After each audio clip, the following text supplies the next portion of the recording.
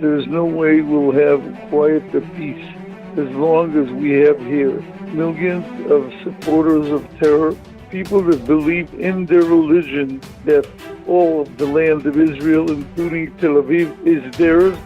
You're listening to Inside Israel Today with Gil Hoffman on the Land of Israel Network. Hello and welcome to Inside Israel Today, broadcasting from Jerusalem. As the Israeli election campaign continues to get more and more exciting, we have our tradition here. Week by week, we are interviewing the candidates for the Knesset in the April 9th election. And after interviewing Mehereta Baruch from the Meretz party on the left end of the political map last week, we are now going all the way to the right end of the political map and interviewing Baruch Marzel from the Jewish Strength Party, which is the furthest party on the right running. Hello, Baruch. Thank you for coming on Inside Israel Today here on the Land of Israel Network. Thank you and welcome. Baruch, why are you running for Knesset?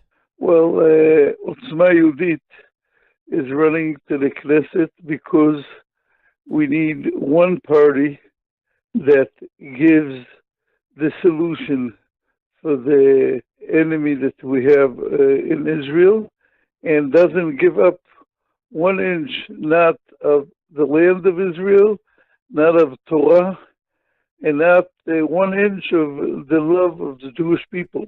And the other parties on the right, like the New Right Party of Naftali Bennett and the Jewish Home Bayit Yehudi Party of Rabbi Peretz and the National Union Party of Bezalel Smotrich, are not right-wing enough? Well, they are good people, but they aren't determined not to give away 1 inch of what they believe in. And none of them is giving a solution to the problem that we have here. A lot of Arabs that are enemies of the Jewish people want to destroy the Jewish people. With these enemies, we have to fight, and we have the solution, and that's why we have to run. So what is the solution to the Arabs inside Israel? And I believe that if the state of Israel decides that there's no way we'll have quiet or peace inside Israel as long as we have here millions of supporters of terror, millions of Hamas supporters, PLO supporters, and people that believe in their religion that all of the land of Israel, including Tel Aviv and Haifa and Beersheba, is theirs, is a Waqf land. It's a land that belongs to the Muslims. We're occupiers, and we're the Jewish religion doesn't have a right to have not a state, not an existence, and we cannot live as free Jews in the land of Israel. As long as they believe in it, there's so many millions of them that think this way. The only way to have peace with them is by having them out of Israel. How do we get them out? Yeah, how would you bring it about? And would it apply to all Arabs in Israel, or only those who express such views? Only the enemies. And I know that the majority of them are enemies, but not all of them. I'm not including 100% of them. Got it. So there would be some Arabs who would be allowed to stay in the final borders of Israel. Sure. Arabs that understand this is the state of Israel, and not fighting the state of Israel, not supporting terrorist organization, and not inciting against Jews. These Arabs could stay here. We were fighting our enemies. Would they have to sign some kind of loyalty oath, or the ones who stay? Sure, they will have to be loyal to the country, not do anything against the Israeli, the Jewish country, and not and to give 3 years of service to Israel the same way as Jews give, to pay taxes, to pay electricity, to pay water, to pay the cities for what they get, to stop taking over land with no permits, and only then they'll get equal rights as other citizens. And what would you do with the Arabs that would have to move from here? Where would they go? Detroit? Well, we have to use a lot of money, a lot of money. If it will cost us hundreds of millions, we have to reserve this amount of money, and hundreds of millions of billions dollars to take him out. If we have to use the Jewish brain and to find the right way to do it, with no blood, with no aggression, with no not enforce. We could have helped the ones that want to leave. And as I know, this is the majority of the Arabs in Israel. Okay, so this will be your main party platform in the April 9th election. Is your party going to be running alone in that election, or will you be running together with parties that are less right-wing? We are always will be happy to make a block to join up with more forces instead of running alone, but we're getting prepared also to running alone. If no one will want to join with us, we'll run alone. Now, Netanyahu called upon the right-wing parties to run together, the parties further to the right of Likud, in a speech last week, and also again yesterday when he met with religious Zionists. This, I believe, was the first time Netanyahu actually called for your party to enter the Knesset, that he wants you inside. What does that mean? Well, Netanyahu isn't my cup of tea, and I don't think I'm his cup of tea. But Netanyahu is one of the strongest politicians ever in Israel. And Netanyahu understands that without us joining together with other parties, he could lose power and his government will fall. That's why he's doing it.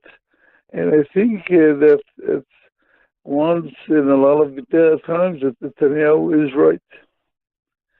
Well, today, or actually on Monday, Benny Gantz, who's expected to be the candidate of the center-left in the election, visited the Kfar Etzion Field School and wrote in the guest book about how Gush Etzion has to stay part of Israel forever. He talked about in his big speech a couple of weeks ago about the Jordan Valley needing to stay. And what's so bad about him? Why can't he lead the country? I don't think that there's a big difference between Netanyahu to Gantz. I think Netanyahu also came to Gush Etzion and Gantz came to Gush Etzion.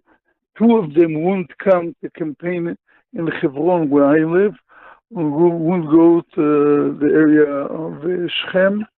They are going only in the consensus, and both of them are weak prime ministers. Both of them aren't good. So there's really no difference. Got it. You were born in Boston, and the Knesset is going to be losing, apparently. It's two candidates who were born in the United States, Yehuda Glick and Michael Oren. How would you represent English speakers if you end up getting elected to this Knesset? Well, as a student of Rabbi Kahana, God would avenge his blood, I have a very warm part towards new immigrants to Israel. I think this is one of the most important things for the country, to have as much new immigrants as we can. That's why we have to put this on the top of the list of what the country is doing, what the government is doing, to give a big budget, to have as much new olim from all over the world. Today in France, if the government will open a special force that's to bring new immigrants from France and from Europe, we could really bring hundreds of thousands of Jews from Europe in the next few years to Israel, also from the United States and the rest of places in the world we have to put this in the first priority because this is something that is very, very important to this strength of Israel. This is very important to strengthen the redemption of Jewish people. Jews are redeeming and coming back to the land of Israel. That's part of the prophecy, and that's what we're waiting for. Should all American Jews make Aliyah, either out of a religious obligation or because they'd be in danger in America? There's no doubt we want all Jews from all over the world and America to come to Israel, to be with us, to be part of the amazing story of the state of Israel, to be part of something that Jews prayed, cried, pleaded, and begged from God to give us what we have today. We won the lottery. We have it. So they should join us and be with us and play the game, not see it, not being like someone that sees the game on television. It's not the same. They could be players in the game. They could be part of the people that are helping, bringing, redeeming the land of Israel.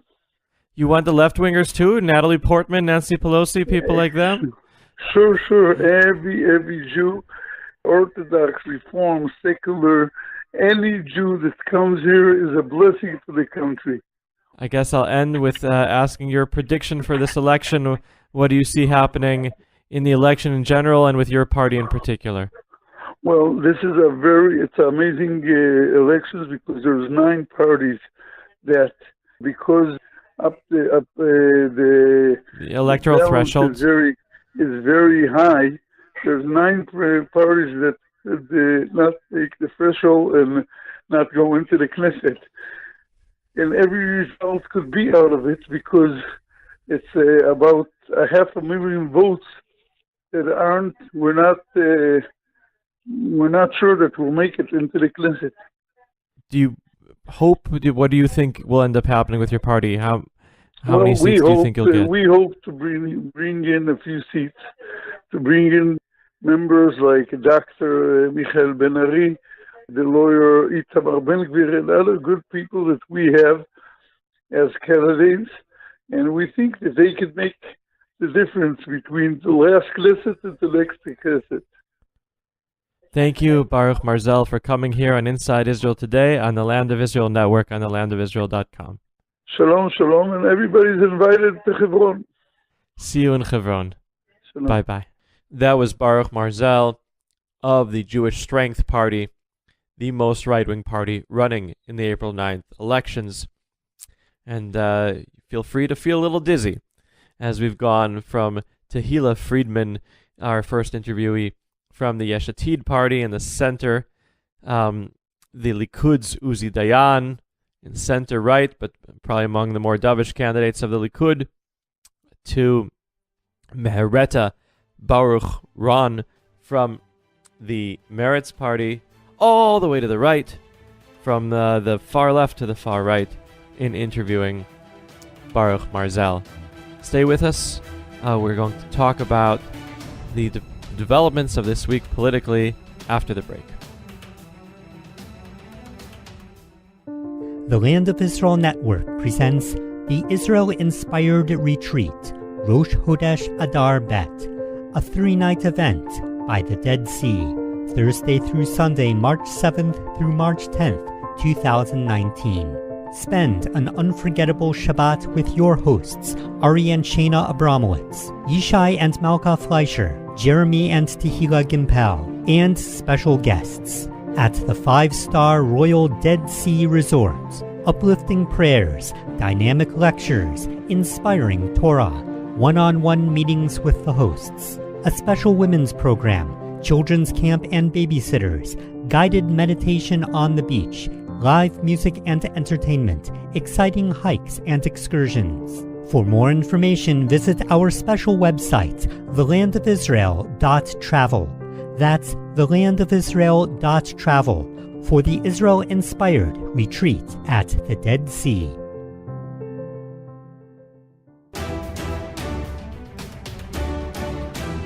And we're back here on Inside Israel Today on the Land of Israel Network, on thelandofisrael.com, where the highlight of my week so far was covering the election in the Labor Party. Now, I gotta admit, I have editors who couldn't care less about the Labor Party, really accusing me of engaging in necrophilia, in dealing with the dead, and giving it way, way, way too much attention.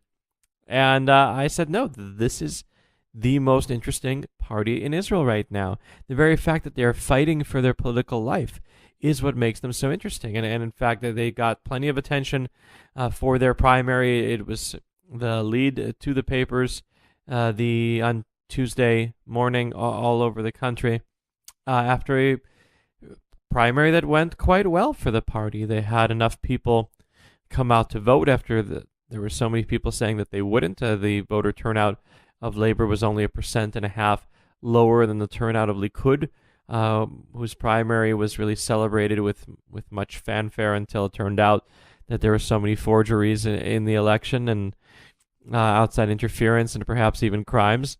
The Labor election was fully computerized, and because of that, we had our results already 45 minutes after the polls closed, which was pretty cool. And I was there at the Tel Aviv fairgrounds, where they artificially kind of made a point of showing life in the party. They had young people fill the room, and they were playing drums, which I found extremely annoying. But it really did show vibrancy. They elected young people in both Itzik Shmuli and Stav Shafir, who are going to be the top candidates after the leader Avi Gabai. There's also a young man named Yaya Fink, who it will be either 12th on the party list if party leader Avi Gabai puts in reserved candidates, or he could end up being the 9th candidate on the list, which would give him more of a chance of getting elected. Labor currently gets 7 seats in the polls.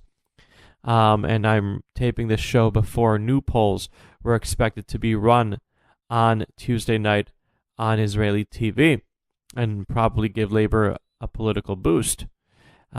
Yaya Fink's mother was the star of the show at the polling station in Jerusalem on Monday. 75-year-old woman from Brooklyn stood there all day from 10 a.m. until 9 p.m., not just shaking hands with everyone voting, but looking them in the eye and telling them, I am Yaya Fink's mother. How anyone could not vote for Yaya Fink after looking in that woman's eyes, I have no idea. And it's no wonder he did better than every candidate who's not a Knesset member. He did better than 11 Knesset members. Very, very impressive for a 34-year-old kid who's the son of a woman from Brooklyn and a man from beautiful Scranton, Pennsylvania. And so Yaya Fink could very well end up being a Knesset member. I'm hoping to have him on this show later on when the vibe around him calms down a bit. When I spoke to him briefly today for the Jerusalem Post, he told me this is my 6th interview of the day. That's what happens when you are the surprise star of the Labor Party primary and a relatively unknown person, and now are thrust into the limelight, which is going to happen to a lot of people in this election, which is something that makes it very fun. So I got interviewed by Al Jazeera. Here we go again, outside the Labor polling station. And they were asking me, is Labor doing so badly in the polls a sign that the Israeli left is dead? A sign that the people of Israel don't want peace? And I said, absolutely not. The Israeli left is not dead. The Labor Party is not dead. The people of Israel want peace. Of course, we pray for peace 3 times a day. But the Labor Party has bad leadership. Avi Gabai is in the wrong place at the wrong time. He's not enough of a convincing figure. He's gone all over the political map. He's not very inspiring. He's not very charismatic. doesn't have a lot of grace to him, doesn't really know how to handle people. Nobody knows what his views really are.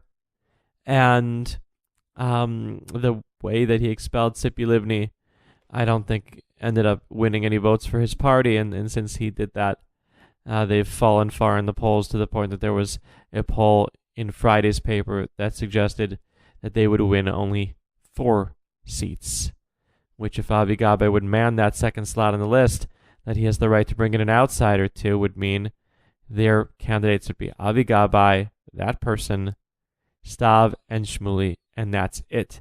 Amir Peretz and Sheli Yechimovich would be left out of the Knesset. And you know what? Gabay's not going to be lasting very long, except if something drastic changes between now and April 9th. Shortly after that, he's going to be forced to quit the leadership of that party.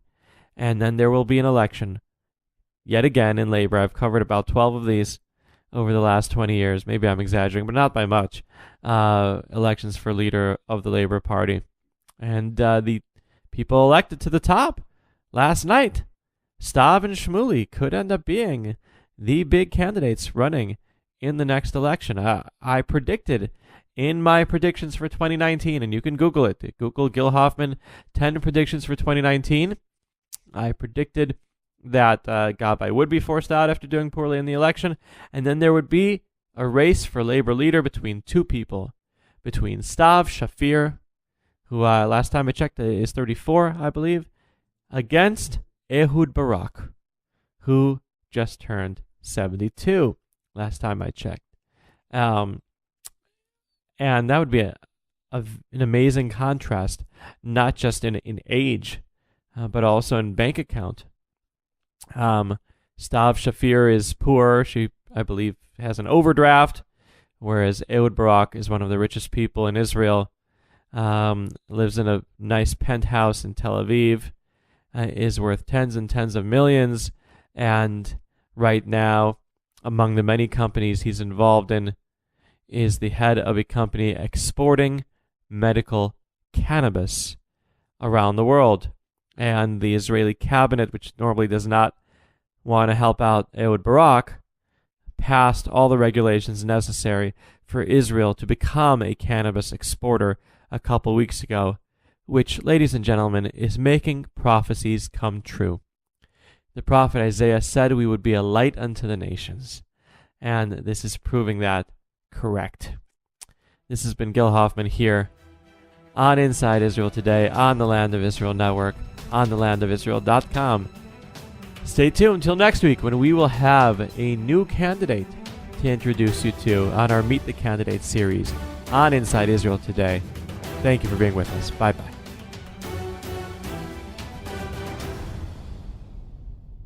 Poets, says W.G. Hoskins, make the best topographers. Now, I'm far from a poet, but I do love words, and you might even call me a storyteller. And when I look ahead on the road, I see on the horizon mountains and valleys, the likes of which we have not yet seen. Because I'm Rav Mike Foyer, and this is The Jewish Story. Join Rav Mike Foyer for the best Jewish history podcast, The Jewish Story, on the Land of Israel Network at thelandofisrael.com.